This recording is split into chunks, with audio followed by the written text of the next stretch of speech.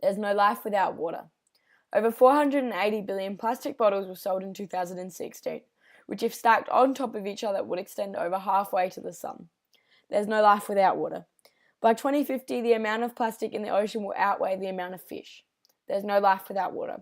An albatross recently found dead on a Hawaiian island had a stomach full of 119 bottle caps. There's no life without water. In spite of everything today, we live in a world drowning in plastic bottles. We have an endless supply of water bottles without an endless supply of water.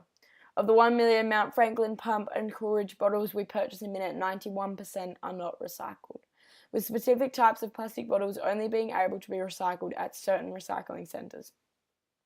World-renowned Coca-Cola produces over 1 billion throwaway plastic bottles every year, building up as waste, and yet only sources 7% of their plastic from recycled materials. Due to our insatiable thirst for bottled water, there are approximately 49 different water companies in Australia, which will continue to skyrocket due to our demands as consumers for an affordable, on-the-go solution. As a society, we are lazy and accustomed to the convenience of plastic, indicating that our addiction to these expedient products pose to be significantly detrimental to the well-being of our planet. Yet despite this, producing 1 litre of bottled water takes 3 times more work to make and 7 times the wastage of critical resources. We are acclimatised to convenience. We waste the single thing we're paying for, yet we've allowed, accepted and approved this societal norm, decided it's reasonable to waste the critical resource that is water when there are people on this world without, decided that it is reasonable to throw away plastic, that this issue does not affect us, and once we have removed the rubbish from our sight, it is no longer our problem.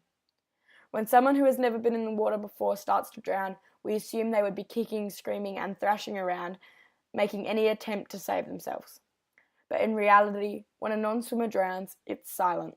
They make no sound, performing what's referred to as an instinctive drowning response. Our current approach to recycling single-use plastic is that of an instinctive drowning response. We know there is a problem, that we need to save ourselves, but we are just silent. When in reality, we should be viewing recycling as a salient behaviour, screaming from the rooftops, thrashing around in that water, trying to save ourselves. It is this plastic waste that fails to reach recycling facilities that washes into our ocean, killing over 1.1 million marine creatures annually. Recent studies conducted by Macquarie University in New South Wales indicate that fish alone ingest between 12,000 and 24,000 tonnes of microplastics per year in the Pacific Ocean, the same fish that end up on our dinner plates. We are driven to seek reinforcement for our behaviour, yet we expect that this will occur without effort. We continue to put no effort into rescuing ourselves, yet we demand to be saved. We want to recycle, but